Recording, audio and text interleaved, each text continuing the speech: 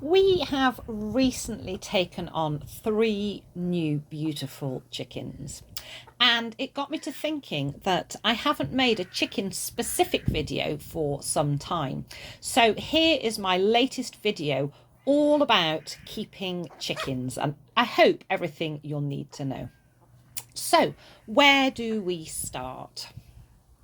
There's lots of factors to take into account, but the first is, what kind of chickens do you want? How many and where are you going to get them? So historically, I have rescued from the British Hen Welfare Trust. Taking on ex-batteries is a really rewarding thing to do, and they're a great starter hen if you haven't had any before. They're really easy to look after, and they're so grateful for just being loved and having a home.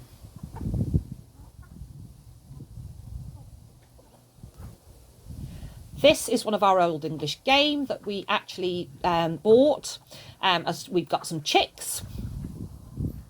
And these are some that I took on from a lovely local lady who was rehoming some. So there's loads of different places. You could buy some hens, you could, look at farms or breeders, buy yourself some fancy breeds, wherever you choose to begin. I would recommend taking something easy on to start with. But these are our 3 beautiful new chickens that we have rehomed. This is Pippin, Pock Pock, and Pepper, and they are just delightful. And they're probably the fanciest chickens that I've ever owned. They're absolutely beautiful, and I feel very privileged to have been allowed to rehome them. And they're settling in really, really well with the flock. So what's next? What else do we need to think about when taking on our new chickens? Well, there's a whole host of things to think about. As I say, how many chickens do you want? What sort of space have you got? How much time have you got to devote to chickens? Do you want them as pets? Are you wanting them as layers? What kind of chickens are you thinking about? And do your homework, do your research, ask around, go and visit people that have got chickens to help you make that decision as to which chickens you want. As I say, I would recommend starting off with something simple. Ex-battery hens, you really, really can't go wrong. They're very easy chickens to keep. Once you have nursed them over the first few weeks when you first get them. Next, we need to prepare. So what are we going to need before we bring these chickens home? You're going to need some storage bins for keeping all your bits and pieces in. So your feed, treats, paraphernalia, all the bits and pieces that come with keeping chickens. And then you're going to have to decide what kind of food you'd like. So there's a whole host out there. We've got layers, pellets, all sorts of brands are available. Mixed corn, and there's a whole host of different varieties of feed, and some of it is specific to particular breeds of hen. So again, do your research, do your homework, and choose something that's suitable to your chickens. This is a mix that we use often. It's called a treat mix, and it's a mixture of layers, pellets and mixed corn with a few treats thrown in there. But generally we mix our layers, pellets and mixed corn together, and that's what our chickens get. If you're taking on chicks or ex-batteries, get yourself some of this chick crumb. It's much easier and lighter to digest, and you can make it into a mash as well. You're also going to need some grit or oyster shell, which helps them to digest their food and break it down in their crop, but also provides them with some calcium, which is really important if they're laying. A bucket with some bits and pieces in for cleaning, really easy to carry around. I've got in mine a scrubbing brush, some rubber gloves, and an old paint scraper, which is great for scraping chicken poop, but you can put in yours whatever you feel you need to clean out your chickens. And you're going to be doing that daily, a quick clean, and weekly, a really good clean. Then there's bedding. This is shredded paper, straw, shavings. I've currently got mine on this, which is called Fresh Bed for Chickens. It's got some pine oil in it, and it's got lots of different features, including supporting the British Hen Welfare Trust when you buy it, because some money goes towards them.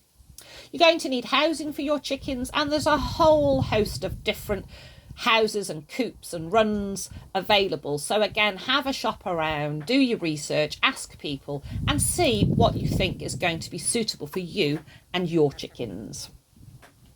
You will need to be able to transport them home when you get them, but also if ever you have to take them to the vets, or even if you take them to someone to look after for a while, which some people do if they're going on holiday and they can't get someone to come to them, you're going to need some kind of transport. Once you've decided whereabouts you're going to keep them, you need to think about keeping them safe. I use this electric netting and I swear by it. You can see here the Energizer and the 2 leisure batteries, and they work really, really well, especially if you don't have them at home. We do have them at home, so I now actually have that on the mains. You're going to need feeders and watering containers. Again, there's a whole host out there. You can look around and choose the ones you think are suitable for your chickens and your needs. You're going to need a whole paraphernalia of bits and pieces. Again, do your homework, but you're going to need various treatments because you need to prevent things such as mites and worms, which can happen. You need to withdraw your eggs once you've treated them with those things. Ask your vet for the best advice, or at your local feed merchants. They're going to be able to be the best people to advise you. But you will soon find that you build up a kit of various bits and pieces that you will use regularly to help keep your chickens healthy. Another really handy piece of kit to have, you will occasionally need to give your chickens a bath. Not regularly, but if they've been a bit under the weather, sometimes they can get a bit of poo stuck around their back ends. Occasionally they may be egg bound. And being able to give them a little soak in a shallow bucket like this with either some very, very mild shampoo, animal shampoo, or some Epsom salts can often really help with various ailments. And again, you will learn these as you go, but have that bucket handy. It's useful to have. This is me scattering diatomaceous earth when I was using straw bedding. I use diatomaceous earth right through the summer months, sort of spring all the way through until it gets cold, and that helps to prevent the red mite, which chicken red mite can be really quite a serious problem if you don't keep on top of it. Since we've used the diatomaceous earth, I'm going to touch lots of wood, we haven't had a problem, and it's a good natural way to keep them at bay. This is a little A-frame, which is really useful to have, as you can see it there again, it's been tarted up, as an isolation area for anything that becomes sick or for newbies.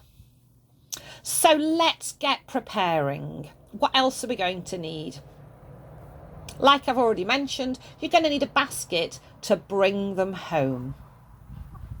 So once you get them home, you should have put everything in place so that you're ready. You're already prepared for them coming home. There's nothing missing and you're not going to have a panic. You can see a little setup here that I have. So I would always start with a small area. You can see we've just fenced this in with some sheep hurdles, but you could use anything. If you're starting with a small flock, it's always useful to have them in a smaller area so you can handle them originally and get to know them.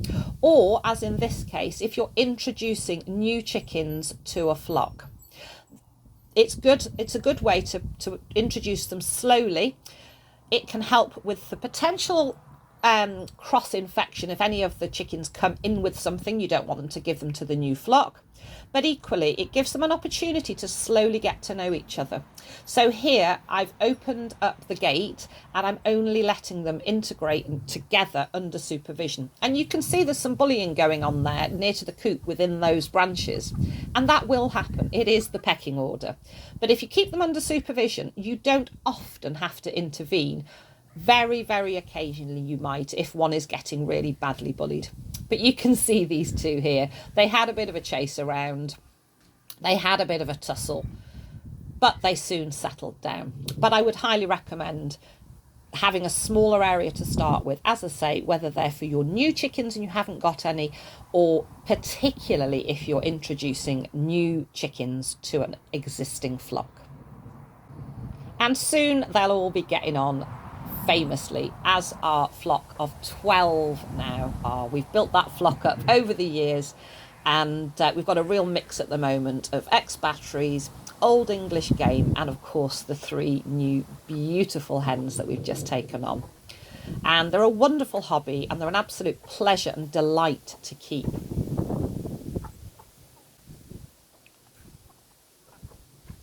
Environmental enrichment is really important. Here you can see I've got some lettuce that I've grown at the plot and an apple hanging up, so they've got something to peck at. It is particularly important to give them lots of stimulation. You can see that we've got perches and logs and bricks, and I move things around a lot to keep them occupied and keep their little brains active. These are fresh vegetables and fruit, specifically for the chickens. Most of it I grow at the plot, but if I buy things in, it's specifically for the chickens. I don't bring it into the house. It goes straight into the barn, into their food area, and then they have it. But again, you know, environmental enrichment is so important for them. I love to free range my chickens, but there are certain times where we do have to keep them under cover and in smaller areas, and that's when the environmental enrichment is absolutely vital. And we have been fortunate. It's been a while since we've had to keep them under cover, but inevitably there will be avian influenza outbreaks. You can research that for yourself, but there is a law here in the UK that during outbreaks of avian influenza or chicken flu, we do have to keep them under cover and not allow wild birds to access our hens, and that's to help stop the spread. And as I say, that's when environmental enrichment is absolutely imperative. But normally, even when they're free ranging, you can see not only is it fun for the chickens, but it's an absolute delight to watch them, you know, pecking and running around with things in their mouths or beaks. And yeah, it's just an absolute. I often sit with a cup of coffee and just watch the chickens. I mean, they're just delightful. They've all got little cheeky characters, and you'll soon get to know their different little quirks and characters and the things they do and don't like doing. Even just something like this little A-frame, you can see how there's a chicken sitting up on top of it. Again, environmental enrichment, something different for her to do. So I will often, as I say, move things around, put little bits of wood or plastic bags on the floor and then lift them up, and they will be bugs underneath them that they can scratch for. So moving things around, chopping it and changing it, and adding plenty of environmental enrichment. Even things as simple as putting some of their feed on top of something like this little box coop gives them something different to think about. And again, it's really entertaining to watch them work out where it is and how they can get to it. There she is. She's worked it out. So on the top there at the moment, that's one of the Old English game, and that's an ex-battery hen, one of my old girls. I don't have her anymore, hopped up on top that now she's taken over. I've had such a variety of chickens over the years. I usually have a flock of between 6 and 12, and as I say, we've got 12 at the moment. But as I mentioned at the beginning, if you're new to chickens, I would suggest having a smaller flock. So I would say 3 or 4 is a really good number to start with, but you might find yourself building your flock and becoming a bit chicken crazy. So I really hope that there's been some information in this video that's useful to anybody that's thinking of starting to keep chickens, or even if you already have some.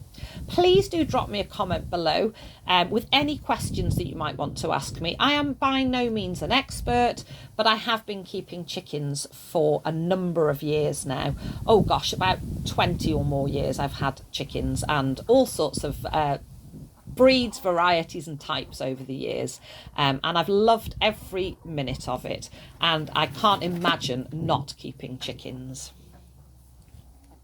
So I think the most important thing to remember if you're going to get some chickens for the first time, like I've already mentioned, prepare, do your homework, Ask around, research, watch videos, but be prepared. That's so, so important. As I say, ask questions. That's the best way to find out. Ask people who already have chickens. Choose suitable hens. So again, do your research and choose chickens that are suitable for you and the space that you've got to keep them in. Take your time. Take your time choosing what you want, preparing, and also when you get them home, spend time with them and get to know them slowly. The most important bit of advice I can give you is to enjoy them. And honestly, if you take on some chickens, I guarantee you, you will get the bug.